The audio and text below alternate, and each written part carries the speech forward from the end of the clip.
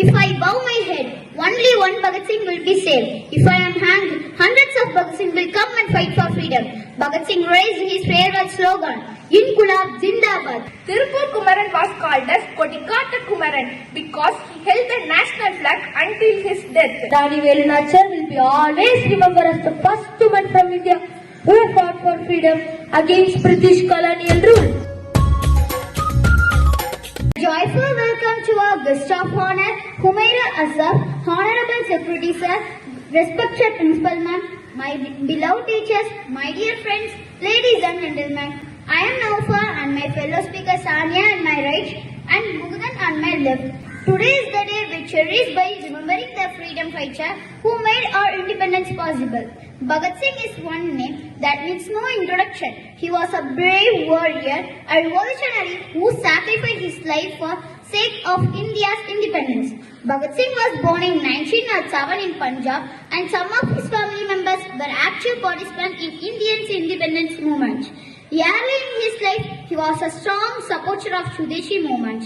In later years, he could believe that only an armed rebellion could bring independence. He is also highly influenced by Lala Lajpat Rai. When Lala Lajpat Rai died from injuries sustained in Ladakh charged order by a British police officer, Bhagat Singh decided to take revenge and killed the British police officer, and later he and his associates fought against British colonial rule with an armed force.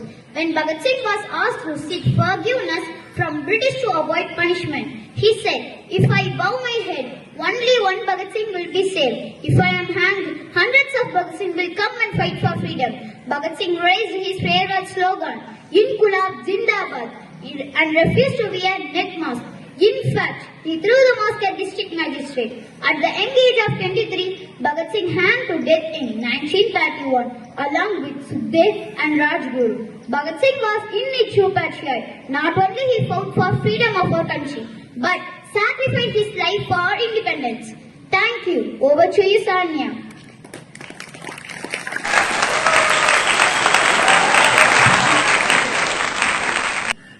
On this auspicious occasion of Independence Day, my fellow speaker spoke about freedom fighter Bhagat Singh from North India, and I would like to speak about freedom fighter Tirupur Kumaran from our own Tamil Nadu. Tirupur Kumaran was born in 1904 at Erode, Tamil Nadu, to middle-class parents. After being inspired by the principle of Mahatma Gandhi, Kumaran started taking part in Indian freedom movement. Mahatma Gandhi was imprisoned in 1932 for organizing an anti-law movement demonstration against British colonial rule. At that time, Kumaran was actively participated in the protest organized in Tirupur. On January 10, 1932, Kumaran led the group of force carrying the national flag and marched enthusiastically with rice slogans. They moved forward in spite of offensive British force. When he was attacked by the god with a stick, his skull was slipped. Kumaran shouted bravely and fell down. Even when he was about to die, he held the national flag in his hand. Tirupur Kumaran was called as Kodikata Kumaran because he held the national flag until his death. Kumaran visited Tirupur after the months of Kumaran's death. Make his family recall the sacrifice of Kumarans. Kodikata Kumaran will always be remembered by the people of India for his sacrifice during freedom struggle at the young age. Thank you. Over to you, Muhandan.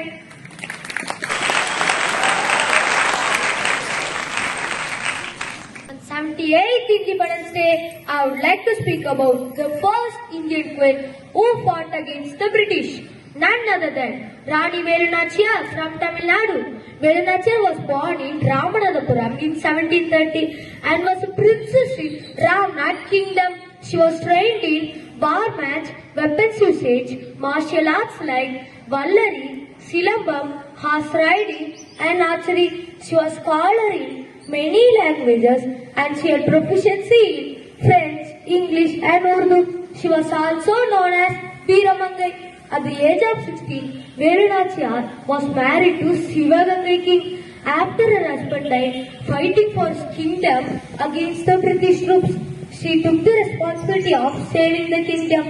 During this period, Velu Nachar formed an army and sought alliance with Hyder Ali and Gopal Naikar and waged the war against the British and emerged victorious. For more than 10 years, Rani Velu Nachiyar proudly ruled Sivagangai before she died in 1796. Rani Velu Nachiyar will be always remembered as the first woman from India who fought for freedom against British colonial rule. Thank you.